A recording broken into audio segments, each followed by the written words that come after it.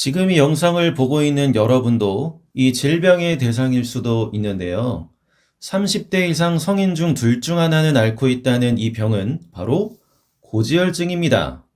비교적 과거에는 고지혈증 진단 횟수가 적었었지만 현대에 이르러 여러 식습관의 변화로 인해 고지혈증 진단 횟수가 점차 늘어가고 있으며 정말 심각한 상황이라고 볼 수 있습니다. 고지혈증이 위험한 이유는 당장 눈에 드러나는 문제가 안 보인다는 것인데요. 이 모든 것을 바꿀 수 있는 것은 오직 식습관 개선이고, 이걸 해결하지 않는다면 당뇨, 고혈압과 같은 합병증으로 인해 수명을 앞당기게 됩니다. 고지혈증에 도움이 된다고 하여 들기름 하루 한 스푼씩 드시는 분들도 계신데요. 무턱대고 드셨다가는 오히려 암을 키우게 되니 끝까지 잘 시청해 주시기 바랍니다. 내 건강도 좋아지기를 바라는 마음으로 좋아요 버튼 한번 눌러주시면 이 채널을 운영하는 데 큰 힘이 됩니다. 이제 시작해 보겠습니다. 먼저 고지혈증이 무엇인지 정확히 알아야 합니다. 고지혈증은 말 그대로 혈액 내에 지방과 콜레스테롤 함량이 필요 이상으로 너무 많은 상태를 뜻합니다.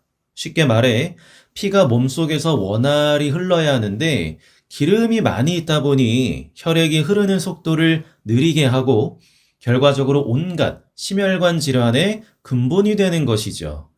고지혈증의 별명은 침묵의 살인자라고도 하는데요. 그 이유는 고지혈증 진단을 받았다 하더라도 겉으로 봤을 때는 큰 문제가 없어 보이기 때문입니다. 당장 사는 데 있어 큰 문제가 없다고 그냥 방치해 두었다가는 증상이 악화되어 돌이킬 수 없는 결과를 맞이하게 됩니다. 그렇다면 고지혈증은 왜 생기게 되는 것일까요? 유전에 의해 생기는 경우도 있지만 현대에 이르러서는 과도한 지방, 콜레스테롤 섭취가 주요 원인으로 꼽히고 있습니다. 어떤 영양소든 적당히 골고루 먹으면 몸에 이롭고 건강한 생활을 할 수가 있지만 어떤 한 가지가 과하게 우리 몸에 들어오게 되면 악영향을 미치게 되는 것입니다. 우리 몸에 들어온 지방이 필요 이상으로 들어오다 보니 혈관 속에 둥둥 떠다니게 되고 점차 내장에도 지방이 차오르고 비만이 됩니다. 고기를 쉽게 먹을 수 없었던 과거와 달리 현대인들은 비교적 쉽게 고기를 섭취할 수 있습니다. 보통 회식이나 가족끼리 외식을 할 때도 고깃집에 많이 가게 되는데요. 게다가 보통 고기를 먹을 때 맛이 있다고 느끼는 부위는 지방인데 소고기는 이 지방 함량이 많은 것을 마블링이 좋다고 하면서 더 상위 등급으로 인정해주고 있는 것이 현실입니다. 지방이 많으면 당연히 맛이 있겠지만 우리 건강에는 안 좋은 영향을 미치게 되는데요. 이러한 동물성 지방보다 더 안 좋은 것이 있으니 바로 트랜스 지방입니다. 트랜스 지방이라고 하면 잘 와닿지 않아 하는 분들도 있는데요. 우리가 자주 먹는 빵, 과자, 아이스크림, 튀김, 케이크, 초콜릿, 팝콘, 유제품 등에 많이 들어 있습니다. 이거 안 드시는 분 계신가요? 그러니 30대 성인 반 이상이 고지혈증 증세가 있다고 해도 과언이 아니라는 것입니다. 그렇다면 고지혈증은 왜 위험한 것일까요? 고지혈증이라는 증세만 보면 큰 문제가 아닐 수 있습니다. 그러나 고지혈증은 반드시 합병증을 유발하게 되는데요. 혈액순환이 느려지고 혈관이 좁아지고 결국 모세혈관부터 서서히 막게 되면서 혈관 괴사가 일어나게 됩니다. 이러한 상태의 피부 조직 가운데 암이 발생할 확률이 높아지게 되고 몸 구석구석으로 혈액이 잘 전달되지 않는 것이 지속되어 악화될 경우 암으로 이어지게 되는 것입니다. 그래서 보통은 고지혈증이 있는 환자의 경우 당뇨, 고혈압 등의 질병을 동시에 갖고 있습니다. 이러한 증상이 단 몇 명에게 일어나는 것이 아니라 30대 이상 성인들에게 둘 중 하나에게 일어나고 있는 상황이라면 당장 겉으로 드러나는 문제가 없다고 가볍게 여길 것이 아니라 우리 모두가 심각하게 생각해 봐야 하는 문제입니다. 이 영상을 보고 계신 여러분들, 가족의 식습관은 어떠신가요? 남편분이 자녀분들이 고기 반찬 없으면 식사를 잘 안 드시거나 튀김, 햄버거, 빵을 즐겨 드시지는 않나요? 특히 이미 혈압이 좀 높은 편에 속하신다면 지금 바로 우리의 식습관을 바꿔야 할 때입니다.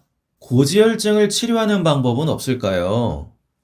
고지혈증을 치료한다고 하는 표현은 사실 틀린 말입니다. 치료가 아니라 개선이 더 맞는 표현입니다. 그러나 어떤 약을 먹는다고 하여 치료가 되는 것은 아니며 올바른 식습관을 통해 우리 혈관 건강을 개선해 나가다 보면 어느새 치료가 되어 있는 것이죠.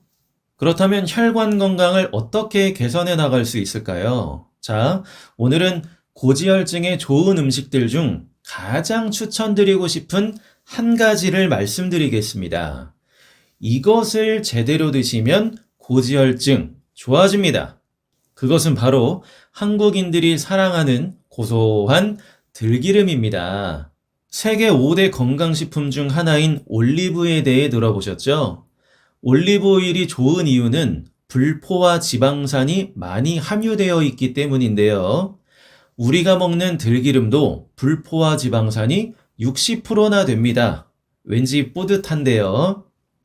매일 들기름을 한두 스푼씩 먹게 되면 항암 효과는 물론 고지혈증에 더할 나위 없이 큰 효과를 볼 수 있습니다. 불포화 지방산 중 오메가3는 우리 몸에 굉장히 좋은 영향을 미치는데요. 오메가3 좋은 건 다 알고 계시지만 보통 건강식품으로만 챙겨 드시죠? 이제는 우리 식단 속에서 챙겨 드셔보세요. 오메가3의 가장 대표적인 효능은 혈행 개선 및 혈관 건강이며 안구 건조 증상도 개선시켜 줍니다. 이러한 식물성 오메가3를 충분히 섭취하게 되면 우리 몸에 쌓여있던 더러운 지방, 콜레스테롤 등을 깨끗하게 씻어주어 혈행 개선이 되고 더 나아가 혈압, 당뇨, 비만, 암 등의 예방 효과를 누릴 수 있습니다.